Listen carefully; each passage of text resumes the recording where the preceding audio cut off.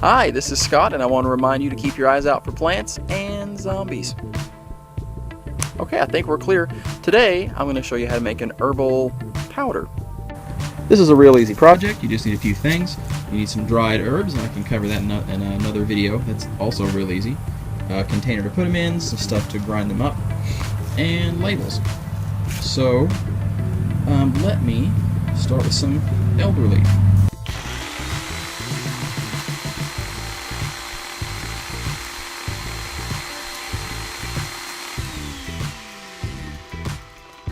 That's about all there is to it.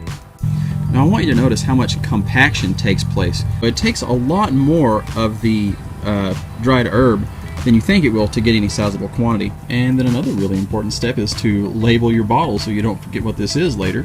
Another question you might be asking is how finely do I want to grind the plant? And that really depends on your application.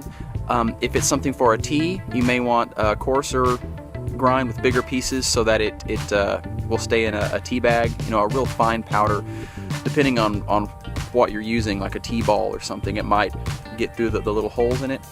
Or if this is something that maybe you wanted to try to sell to somebody else, you might want to grind it really fine because it looks prettier, or maybe the rough grind looks pretty for some people. But that's just something to keep in mind. It really doesn't change the effectiveness of the plant. Here are some more options too for grinding herbs. This is the old school method, is a mortar and pestle, and you'd put the more than one leaf, but you'd put the herbs in there, and you can do a combination of I guess crushing, grinding it around until you get the powder. It takes a lot of effort, but it definitely works. I haven't done this very much. I've played with it some, but it's a lot of work, and I have other faster methods, so I don't do it very much. This is an herb grinder, and you can get this kind of stuff off of Amazon. So you'd put the leaves in here. Now the capacity is not very big. The mortar and pestle, that's a really small one, but I've got a bigger one too. Oh, whoops, upside down. Goofy.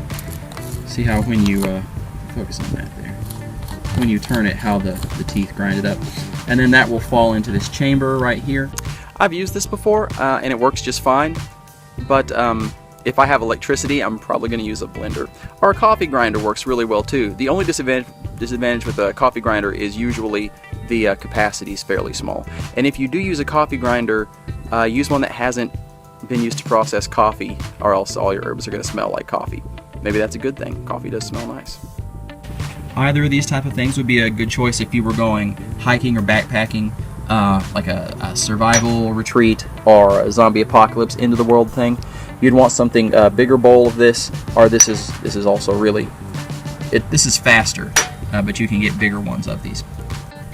And you might have to pass it through a few passes with this one to get it very fine, whereas you can get it really fine with this if you just keep working at it. So it's whatever you're going for. Alright, let's make some goldenrod powder. I have cleaned out my equipment so there's not cross-contamination, which is not a real big deal, but I want to have it clean.